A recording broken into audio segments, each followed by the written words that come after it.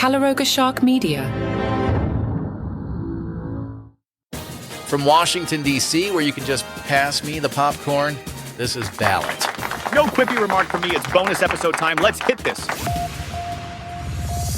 So the bromance between Donald Trump and Elon Musk has officially gone from power couple to messy divorce. And honestly, it happened faster than a Tesla going from 0 to 60. These two billionaires spent Thursday having what can only be described as the world's most expensive Twitter fight. And when I say expensive, I mean Musk threw $250 million at Trump's campaign, which is either the most generous political donation in history or the world's worst investment strategy. The whole thing started over some domestic policy bill, but quickly escalated into a full-blown ego battle about who deserves more credit for Trump's election victory. You know things have gotten personal when they're arguing about whether Musk should have used concealer to cover up his black eye during an Oval Office visit. I mean, that's not political strategy. That's just basic makeup advice. Trump, never one to hold back, called Musk very disappointing while meeting with Germany's new chancellor. Meanwhile, Musk fired back on X, claiming, without me, Trump would have lost the election. Which is a bold statement from a guy who bought Twitter and somehow made it less popular than a root canal. Let me attempt to catch everyone up. We're witnessing what might be the most expensive breakup in political history, complete with threats, stock market crashes, and Stephen Bannon calling for deportation proceedings. Just your typical Thursday in Washington. The whole drama started when Elon Musk decided he didn't like Trump's domestic policy bill, calling it a disgusting abomination. Which, coming from the guy who paid $44 billion for Twitter and then renamed it X, is saying something about questionable decision-making. But this quickly escalated from policy disagreement to full-scale billionaire warfare. Trump fired back by threatening to cancel all of Musk's government contracts. We're talking $3 billion across nearly 100 different contracts with 17 federal agencies. That's not just pulling funding, that's essentially trying to ground SpaceX and park Tesla in the garage. Musk, never one to back down from a fight, responded by threatening to decommission Dragon spacecraft immediately. Which would be like threatening to strand 4 astronauts at the International Space Station just to prove a point. Nothing says I'm the mature one in this relationship, like using astronauts as leverage in your Twitter beef. The markets, meanwhile, took one look at this situation and basically said, nope. Tesla stock plummeted 14%, wiping out $150 billion in market value. That's more money than most countries' entire GDP, gone because 2 billionaires couldn't agree on spending bills. But wait, it gets worse. Musk then decided to bring up the Epstein files, suggesting Trump's name appears in them, and that's why they haven't been released, which is like bringing a flamethrower to a food fight. Completely unnecessary and guaranteed to make everything worse. Stephen Bannon, who apparently has been waiting for this moment like a political vulture, immediately swooped in to advise Trump to investigate Musk's immigration status and potentially deport him. Yes, we've reached the point where former presidential advisors are calling for the deportation of the world's richest man. Just another day in paradise. The whole thing has turned into a social media death match, with Trump posting on Truth Social and Musk firing back on X.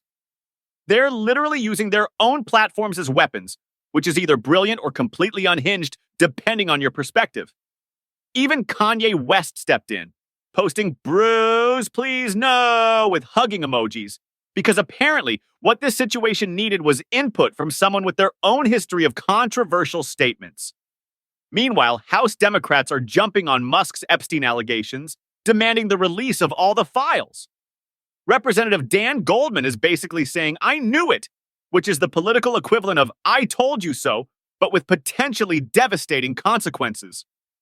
The really wild part is that this all started over a spending bill that would actually hurt Musk's companies, ending the $7,500 electric vehicle tax credit that helps Tesla sales. But Musk said he was fine with that, which makes you wonder what he was really upset about. SpaceX competitors are having a field day, with their stock prices jumping as investors bet that Musk's space company might lose government contracts. AST Space Mobile and EchoStar shares rose significantly, proving that in politics, as in space, what goes up for one person often comes down for another. The whole situation has Trump's advisors preparing to force allies to choose sides, which sounds like the setup for the world's most expensive game of political Red Rover. And through it all, 4 astronauts are sitting on the International Space Station, probably looking down at Earth and wondering if they picked the right week to leave the planet. Because nothing says advanced civilization like billionaires threatening space missions over policy disagreements. Makes you wonder what they're planning for the weekend. I know it makes me wonder because I have a feeling I'm working Saturday. The really fascinating part is how quickly this relationship imploded. Just last week, Trump was praising Musk as one of the greatest business leaders and innovators the world has ever produced. Now he's threatening to cut billions in government contracts with Musk's companies. That's going from best man at the wedding to blocking each other on social media in record time. Musk even created a poll asking his followers if there should be a new political party representing the 80% in the middle. Because nothing screams centrist politics like a billionaire who bought a social media platform to amplify his own voice, starting his own political party. The whole thing reads like a political soap opera where both main characters forgot they're supposed to be running the country instead of settling scores on social media. But hey, at least we're getting some quality entertainment out of our tax dollars. Now, these Epstein files have become the political equivalent of Bigfoot footage. Everyone's convinced they contain earth-shattering secrets, but so far, the actual releases have been about as exciting as your grocery list. Remember when Attorney General Pam Bondi released Phase 1 back in February? People were expecting explosive revelations and instead got documents that were already public. That's like promising a surprise party and then showing everyone photos from last year's surprise party. The whole situation is fascinating in the most uncomfortable way possible. Trump and Epstein knew each other back in the day. They moved in the same wealthy circles in New York and Florida, which, let's be honest, is not exactly shocking news. Rich guys in Palm Beach knowing other rich guys in Palm Beach is like discovering that people in Hollywood know other people in Hollywood, or even partied with Diddy. Oh wait, that's a bad analogy, never mind. Trump even gave that infamous 2002 interview where he called Epstein a terrific guy and noted that he likes beautiful women as much as I do, and many of them are on the younger side. Which, in hindsight, reads like something you'd find in a time capsule labeled Things That Aged Poorly. But now we have federal agents and prosecutors working overtime to comb through these files, trying to figure out how to release information without destroying innocent people's reputations. Which must be a fun job, sorting through evidence to determine who's actually connected to crimes versus who just happened to be at the same charity gala 15 years ago.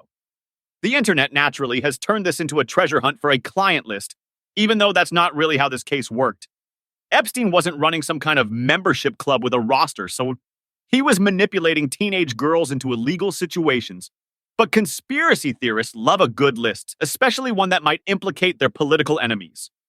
Meanwhile, Musk is out here dropping hints like he's Dan Brown writing a sequel to the Da Vinci Code.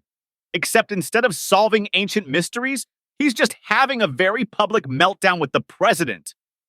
Time to drop the really big bomb, he wrote, which sounds less like explosive evidence and more like someone who's watched too many action movies.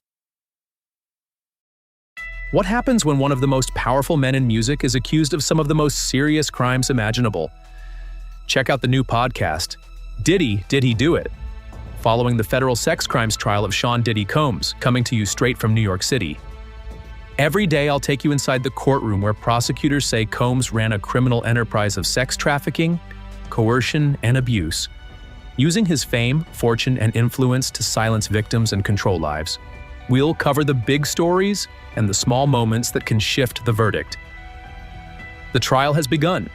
The questions are piling up, and every day we'll be asking the same thing.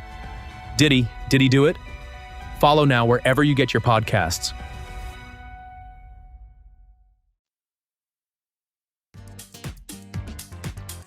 While we're here, I might as well tell you how Trump has brought back the travel ban, because apparently nothing says, let's move forward as a country, like dusting off the greatest hits from your first presidency.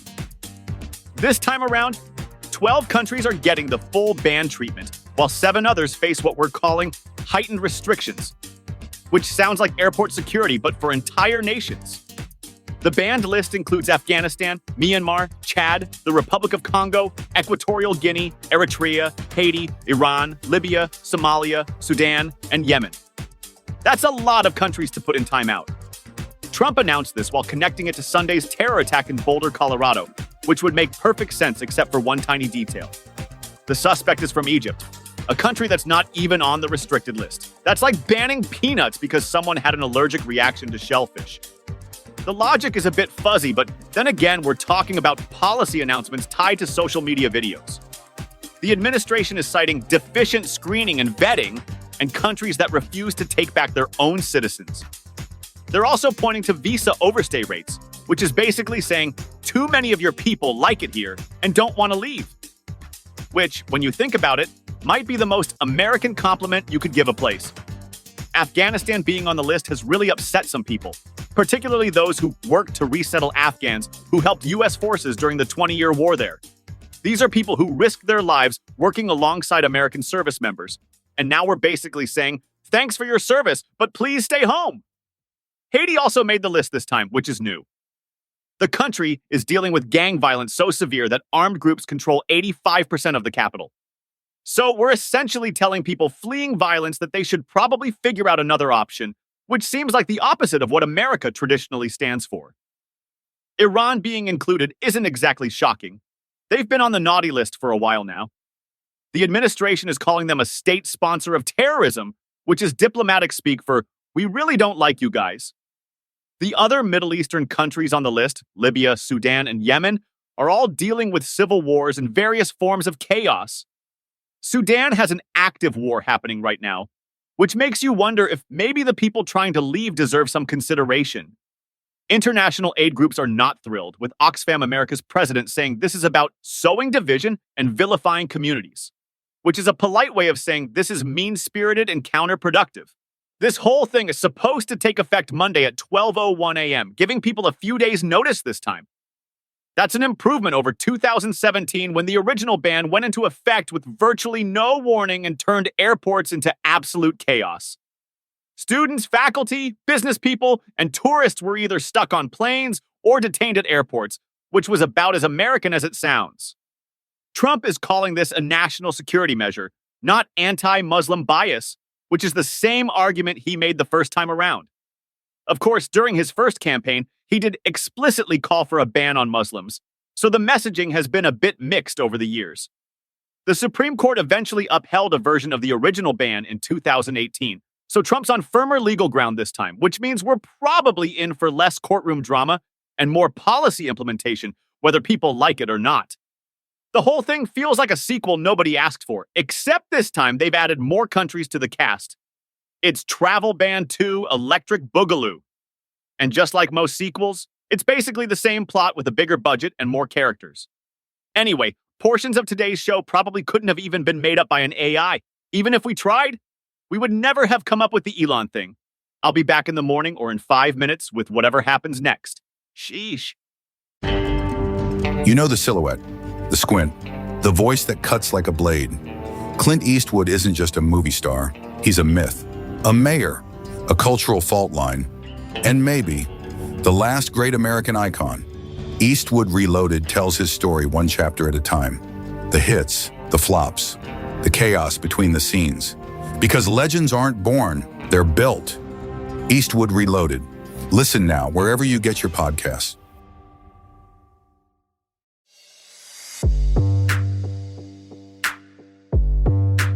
He thought cryptocurrency would set him free. Instead, it made him a target. Alessandro Romano flew to New York for a business meeting with his former partner. What he found was an elaborate trap. A luxury apartment turned torture chamber, where digital dreams become real-world nightmares. For 8 days, he endured unimaginable torture. His captors wanted his Bitcoin passwords. They had police protection. They had done this before.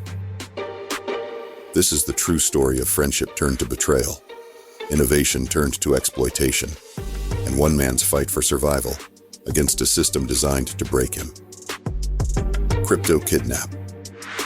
Available wherever you get your podcasts. Want this podcast without commercial interruptions or feed drops? Caliroga Plus is just $5 a month. and you'll get this show ad-free. Plus, we've just added the full first seasons of Eastwood Reloaded and Crown and Controversy, so you can binge listen our new series without a single interruption.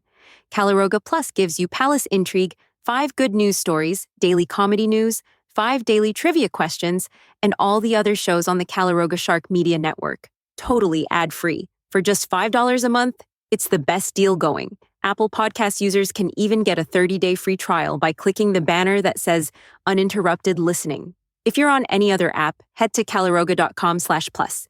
Link in the show notes. Don't wait. Get your uninterrupted content now. Apple Podcast users click that banner that says uninterrupted listening. If you're on any other app, head to calaroga.com/plus. Link in the show notes.